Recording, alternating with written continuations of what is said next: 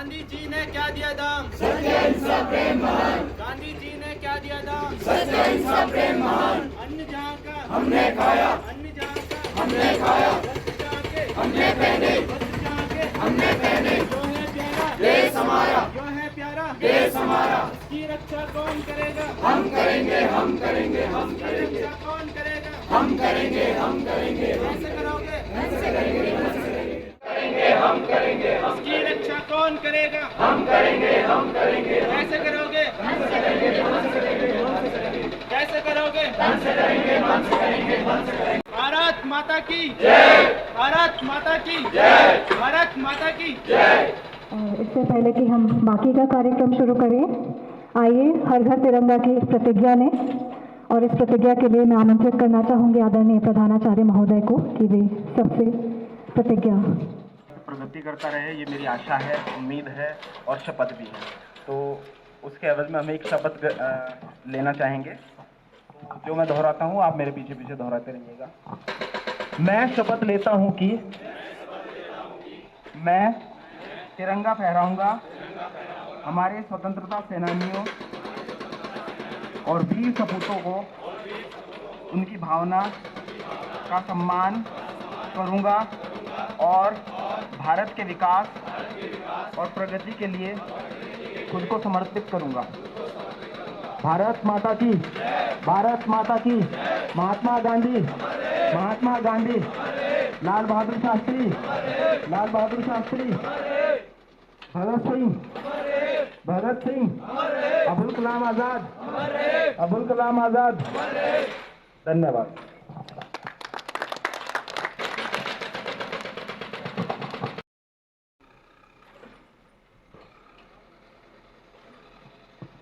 आगे का जो कार्यक्रम है वो हम अंदर हॉल में करेंगे, तो सभी छात्रों से अनुरोध है, छात्रों और छात्राओं, कि आप कृपया अंदर की तरफ चलें। और उसके पश्चात मोहित और करण एंकरिंग करेंगे, तो आप तैयार रहें। चलिए।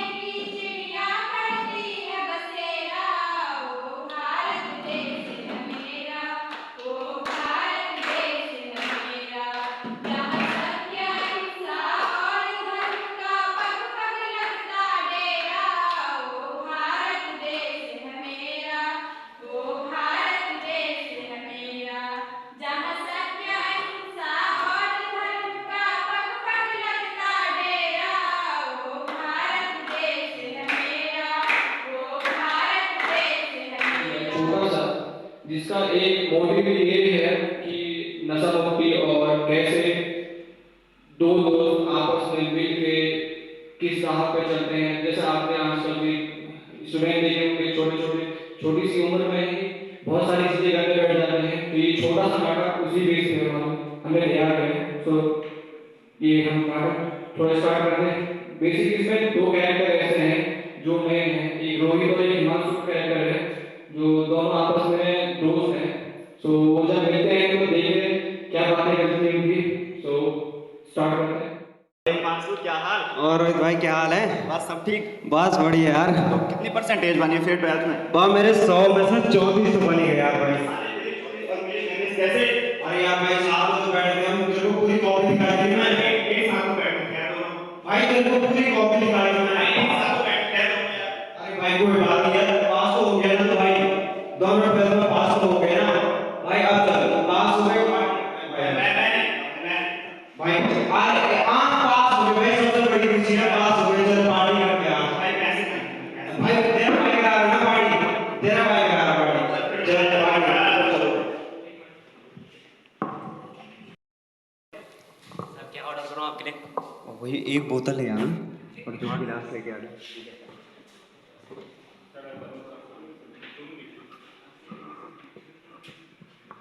हिमांशु भाई और बताओ तुम। और भाई सब ठीक। चल भाई बनाओ। भाई मैं तो नहीं पीता। अरे भाई आज पी ले बस। भाई पीता ही नहीं। एक दिन पी के थोड़ी बहुत होता है। पीता भाई मैं नहीं पीता। एक दिन पी के नहीं होता यार कुछ, एक एक पैक मार लेते हैं बस। तो बना फिर ठीक है।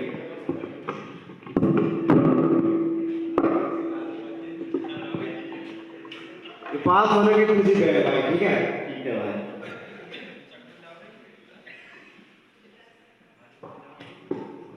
चल भाई, चल। हो नहीं रहा है। अरे आज पी ले भाई, आज एक भाई नहीं भाई, मैं हाथ जोड़ता हूँ भाई। बस एक ही दिन पीना तूने बस, आज के बाद नहीं पिए। चल भाई, जब तो बोल रहा है तो पी ले।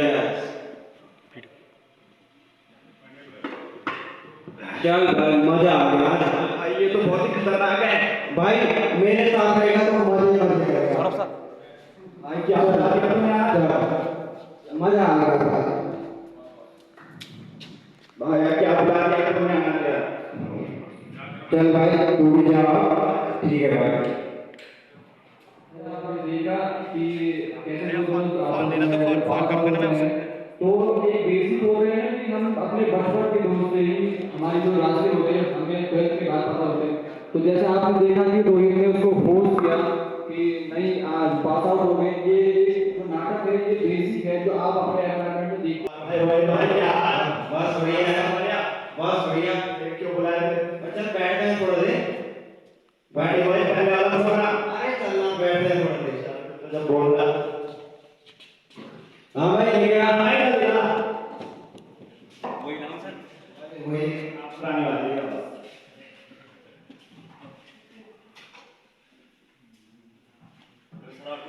बस, धन्यवाद। और वो नहीं लाया।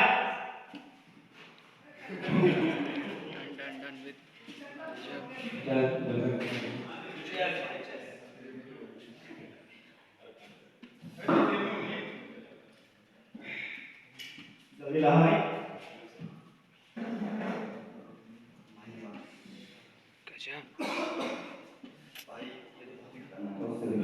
अरे भाई मजा आ गया।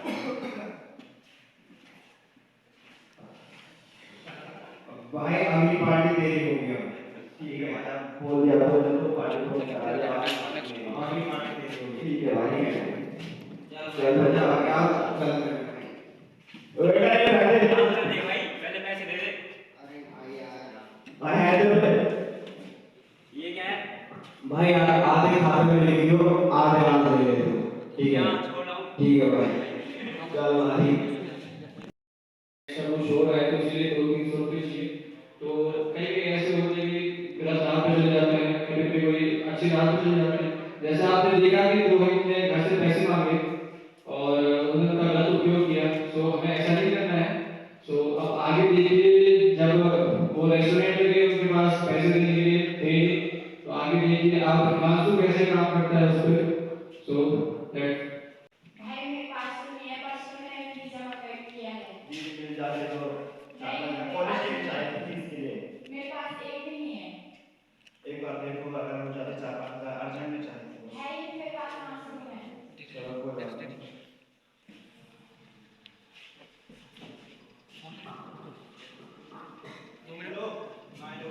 हाँ रोहित भाई। हाँ भाई। भाई पैसों का बंदोबस्त तो नहीं हुआ है, दीदी मना कर रही है। भाई यार कर ले तो कहीं से जुगाड़ कर लेगा। भाई पैसों का बंदोबस्त तो दीदी मना कर रही है, दीदी बोल रही है मेरे पास नहीं है। अब भाई यार मेरे भाई भी नहीं देगा, मैं रोज रोज मांगूंगा तो भाई कहीं से तो जुगाड़ कर लेगा। भाई यार दीदी मना कर रही है। चल देखता हूँ मैं करता हूँ। ठीक है भाई, जुगाड़ कर दियो पक्का। ठीक है भाई। ठीक है। मिलते हैं।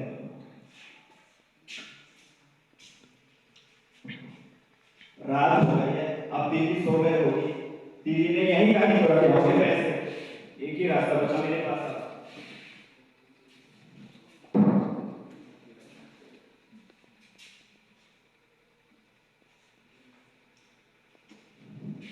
पैसे का जुगाड़ हो गया। आप रोहित को करता हूँ फोन। हाँ रोहित भाई। आ जाओ। हाँ भाई, पैसों का जुगाड़ तो हो गया। वह कहाँ से लिया?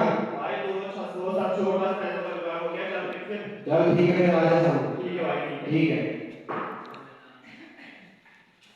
और भाई रोहित क्या हाल चाल? बस बढ़िया है।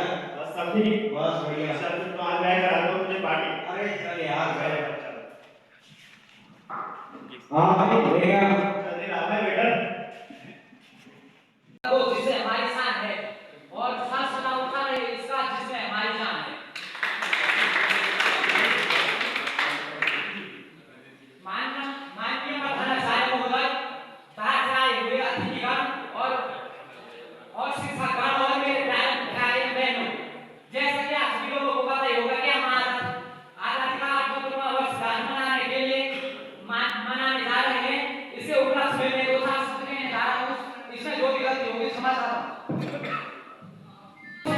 ये दिन हमारे इतिहास का सबसे महत्वपूर्ण दिन है, क्योंकि इस दिन हमारा देश अंग्रेजों की गुलामी से आजाद हुआ था। इन 200 सालों में ब्रिटिश शासन ने अपने बहुत हुकूमत दी, जिनसे लड़ने के लिए गांधी जी, सुभाष चंद्र बोस का ही स्वतंत्रता सेनानियों ने अपनी जान की कुर्बानी कर दी। को भारत आजाद हुआ और हमारे भारत के महान नेताओं और इन्होंने देश को बलिदान हुए। धन्यवाद। बड़ा निराला है, आसमान नूर बरसने वाला है। एक बार जोरदार तालियां बजा दीजिए मेरे सुनने वालों, क्योंकि आप उनके श्री कृष्ण का कार्यक्रम शुरू होने वाला है। ना कोई अरमान रखता हूँ, ना कोई अरमान रखता हूँ, ना कोई फरमान करता हूँ। मैं शायरी बोलूंगा कि हास्य की भाषा नहीं लिखी है, ना ही गजल सुनाता हूँ। हास्य की भाषा नहीं लिखी है, ना ही गजल सुनाता हूँ। कविता लिखनी नहीं आती, जीते लिखते जाता हूँ।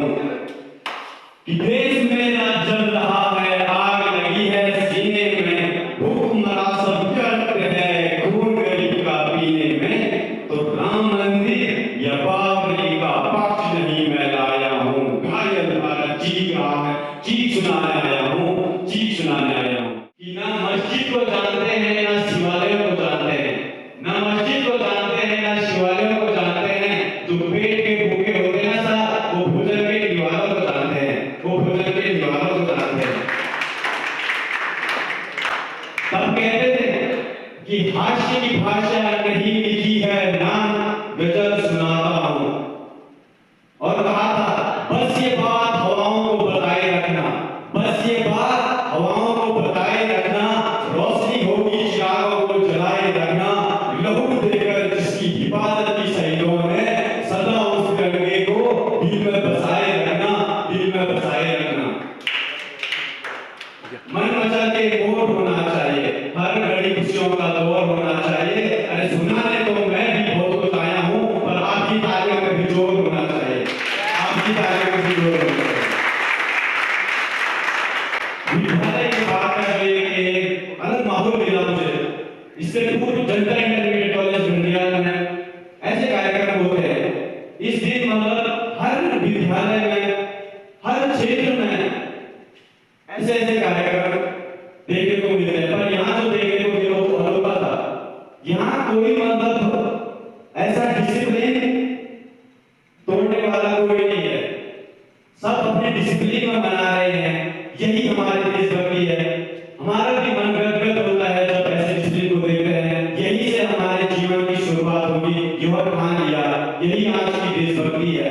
ना पैसा लगता है, ना खर्चा लगता है, ना पैसा लगता है, ना खर्चा लगता है। एक बार जोरदार ताली बजा दीजिए मेरे सुनने वालों, बहुत अच्छा लगता है, बहुत अच्छा लगता है। कहा था सारे जहां से अच्छा हिंदुस्तान हमारा, हम बुलबुले हैं इसकी, यह गुलिस्तान हमारा, यह गुलिस्तान हमारा। ये भारत देश आज मेरा है, आगे मेरा रहेगा और आगे रहता रहेगा। ये देश को मैं कभी मिटने नहीं दूंगा। और आप सबको ये प्रण लेना होगा 15 अगस्त 1947 के दिन कि आज नहीं मैंने अपने व्हाट्सएप की डीपी को 3 रंगों में रख दिया। हर दिन, हर क्षण आपके मन में देशभक्ति का विचार रहना चाहिए, तभी हमारा भारत देश अन्य देशों में भी विकासशील नहीं होकर विकसित देशों में उनका नाम आए और हमारा देश इसी प्रकार प्रगति करे। हमें आज अपनी परफॉर्मेंसेस दी, आप सभी बधाई के पात्र हैं, क्योंकि हम लोगों ने तो कुछ भी नहीं किया। हमने बस आपसे बोला कि स्वतंत्रता दिवस का प्रोग्राम है और कार्यक्रम हम लोगों को खुद से करना है। 3rd ईयर भी, 2nd ईयर भी, 1st ईयर भी, आप सभी के परफॉर्मेंसेस बहुत बढ़िया थे। एक बार जोरदार तालियां आप सबके लिए। वो काफी पॉजिटिव रहे, मतलब ऐसा माहौल रहे कि हम लोग यहाँ आए तो हमें अच्छा लगे। चाहे पढ़ाई अपनी जगह है, पढ़ाई तो करनी है, पढ़ाई के साथ जो हमारे अदर एक्टिविटीज होती है वो भी अगर थोड़ा प्रॉपर तरीके से हो तो हमें काफी कुछ उससे सीखने को मिलता है, कॉन्फिडेंस मिलता है आगे बोलने के लिए। ठीक है, तो ठीक है, आप लोग आगे आके बोलना, स्टेज परफॉर्मेंस करना, ये सारी चीजें भी जरूरी हमारे कॉलेज का एक जरूरी अंग है। तो मैं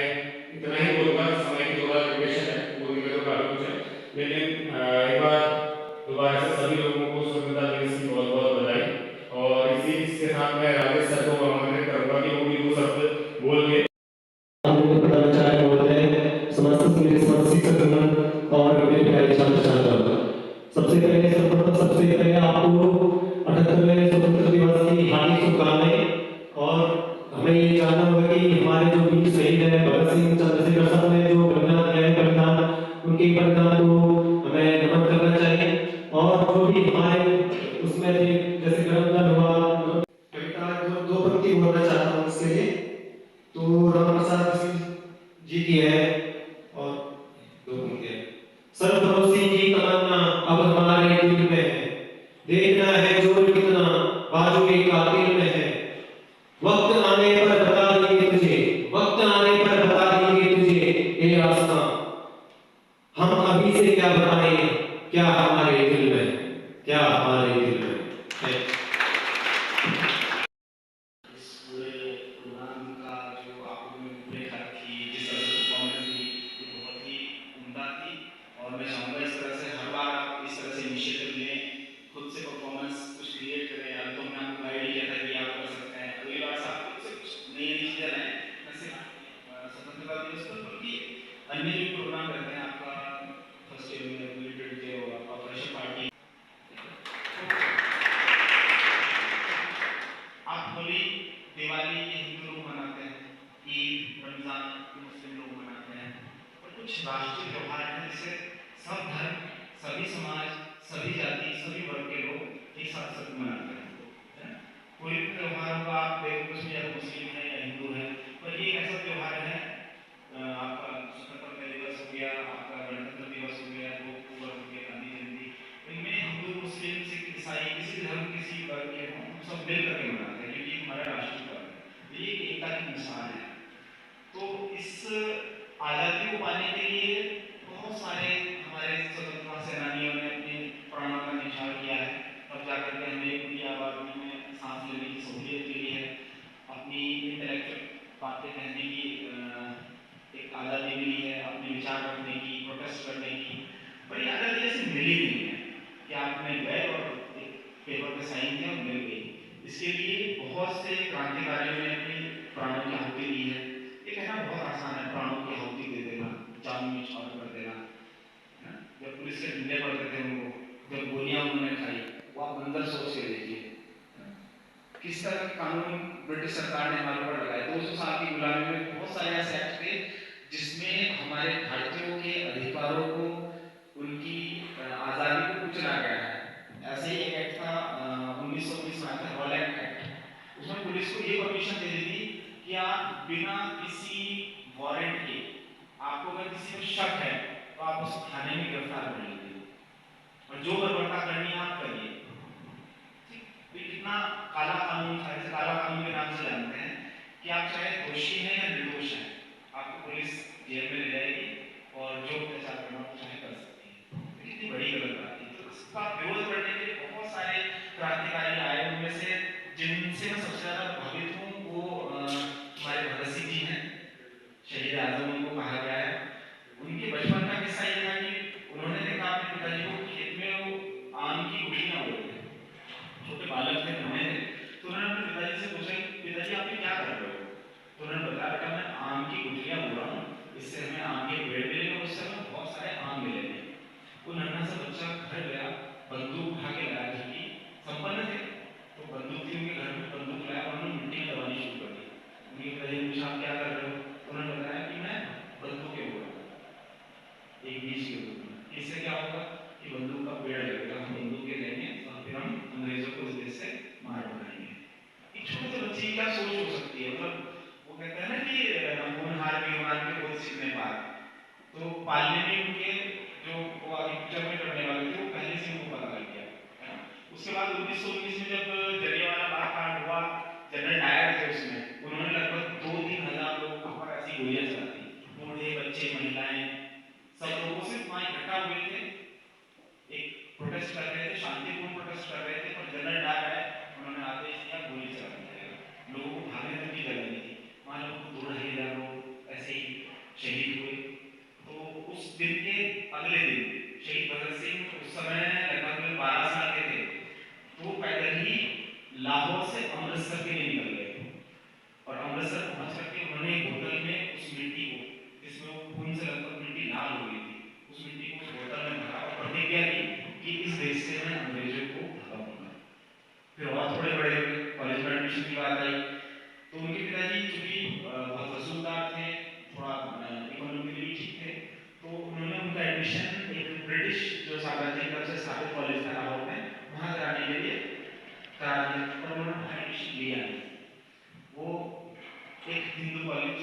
इंडियन कॉलेज था, इंडियन कॉलेज, तो उन्होंने वहाँ एडमिशन लिया ताकि एक राष्ट्र भावना उनके अंदर रहे।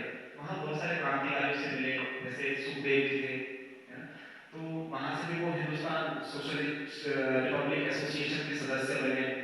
उसके बाद उन्होंने एक उनका बहुत चर्चित है, जब साइमन कमीशन भारत आया तो उसका विरोध करने के लिए लाला लाजपत राय जी वहाँ पे प्रोटेस्ट कर रहे थे, तो पुलिस ने वहाँ लाठीचार्ज कर दिया, जिससे लाला लाजपत राय जी घायल हो गए, चोटिल हो गए और अस्पताल में उनका देहांत हो गया। इससे इतना क्षुब्ध हुए, इतना उन्हें गुस्सा आया, इतने नाराज थे ब्रिटिश सरकार से, उन्होंने कहा कि हम इसका बदला जरूर लेंगे। उसके लिए उन्होंने उस समय के लाहौर के डिप्टी एसपी स्कॉट, है ना, डिप्टी एसपी कितना बड़ा पद है, आज के समय में आप देखते होंगे एसपी साहब, डिप्टी एसपी साहब, है ना, तो उनके हत्या की साजिश उन्होंने बनाई। पर गलती से क्या हुआ, एक गलत इंफॉर्मेशन मिली, तो उनके द्वारा जो डिप्टी एसपी स्कॉट थे उनकी हत्या हुई, उनकी हत्या उन्होंने करी। उसके बाद वो उस क्षेत्र से, चूंकि वो सिख थे, पगड़ी रखते थे, पर वहां से निकलने के लिए उन्होंने अपना भेष बदला, और एक सिख के लिए अपनी पगड़ी उतारना या अपने बाल कटना ये बहुत बड़ी बात है ना। तो इससे क्या हो सकता है, उन्होंने देश को धर्म से ऊपर रखा, है ना? फिर वो वहां से निकले, साल भर पुलिस उनको पकड़ नहीं पाई। उसके बाद उन्होंने क्या किया कि उनकी आवाज जो है, जो यूथ था तक नहीं पहुंच रही थी, कि कोई भी बात उनकी बात नहीं छाप रहा, किसी तरह के न्यूज चैनल वहां नहीं थे, कम्युनिकेशन चैनल कुछ नहीं हुआ करते थे। तो उन्होंने डिसीजन लिया कि क्यों ना हम असेंबली में बम फोड़े और फिर अपनी गिरफ्तारी दें। और गिरफ्तारी देने के बाद में जो हमारा कोर्ट में ट्रायल चलेगा तो हमारा स्टेटमेंट रिकॉर्ड होगा, स्टेटमेंट रिकॉर्ड होगा, ऑटोमेटिकली वो अखबारों में छपेगा, लोगों तक पहुंचेगी बात। उन्हें पता था कि मौत का रास्ता है, फांसी होगी इसमें, तो उन्होंने ऐसी जगह बम फोड़ा जहां किसी को हानि न पहुंचे। उसके बाद गिरफ्तारी दी, फिर उनके बाद दो केस चले, स्कॉट का भी और ये बम फोड़ने का भी, उसमें उन्हें फांसी हुई। शहीद भगत सिंह जो साहब जो थे वो फांसी पर चले, 23 साल लड़ा। गिरफ्तारी से पहले क्या कहता है, उन्होंने लगभग 200 किताब पढ़ चुके थे, और जितने साल वो जेल में रहे लगभग 350 किताबें उन्होंने पढ़ी जेल के अंदर। हम कितने पढ़ते हैं, 10 किताबें पढ़ते हैं आप एक पूरे साल में, है ना? 2 साल के अंदर उन्होंने 350 किताबें पढ़ डाली। और जिस दिन उनको फांसी दी जा रही थी उस रात में वो लेनिन की ऑटोबायोग्राफी पढ़ रहे थे। लास्ट पन्ना रह गया, जेलर आया कि चलो फांसी दे, उन्होंने कहा लास्ट पन्ना रह गया, ये बस कंप्लीट कर दूंगा। वो लास्ट पन्ना पढ़ करके फिर वो फांसी दे गए। अब नियम क्या कहता है कि आपको काले कपड़े से चेहरा ढकना होगा, हाथ बांधने होंगे, है ना? उन्होंने कहा कि नहीं, हाथ नहीं बांधेंगे आप और कपड़ा भी नहीं लगाएंगे चेहरे पे। वो देख अपना इतना उनके अंदर शौर्य देखो ना, कि वो अपनी मौत को हंसते हंसते गले लगा रहे हैं, खुली आंखों से अपनी मौत देख रहे हैं। जब फांसी होती है ना, जीप बाहर आ जाती है, आंखें बाहर निकल जाती होंगी, इतना प्रेशर रहता होगा, चौक हो जाता होगा। पर कितने बहादुर लोग थे, सोच के देखिए, 23 साल का लड़का इतना इंटेलेक्चुअल, सिर्फ क्रांतिकारी कहना बहुत आसान शब्द है, क्योंकि वो एक बहुत अच्छे सोशलिस्ट भी थे, क्योंकि वो बहुत नीचे के तबके के जो लोग थे उनके बारे में उन्होंने लिखा बहुत है। उनका भी आप लिटरेचर पढ़ोगे तो आप उसमें जान पाओगे वो कितने अच्छे सोशलिस्ट थे, कितना अच्छा रिवोल्यूशन की आइडियाज उनके पास थे। क्यों था, क्योंकि उन्होंने पढ़ाई करी उस चीज की, पढ़े थे वो लोग। तो ये तो एक क्रांतिकारी की बात है, ऐसे बहुत सारे क्रांतिकारी हैं, मैं नाम लेने वालों को तो पूरा साल नहीं होता है ना। तो मैं चाहूंगा कि इसी तरह की देशभक्ति आप अंदर लाए। खैर हमारे देश में क्या चलता है कि भगत सिंह हो और पड़ोस के घर में, क्योंकि इतना बड़ा सैक्रिफाइस शायद ही कोई माँ बाप कर पाए, है ना? बहुत बड़ा त्याग है उनका, उनके माँ बाप का। तो देशभक्ति के नाम पे इतना भी अगर आप कर लो ना, आप अच्छे से पढ़ाई करो, कूड़ा न फैलाओ, पानी बचाओ, है ना, वृक्षारोपण करो, है ना, तो अगर ये भी चीज आप करते हैं तो ये भी एक तरह की देशभक्ति है। तो इसी के साथ मैं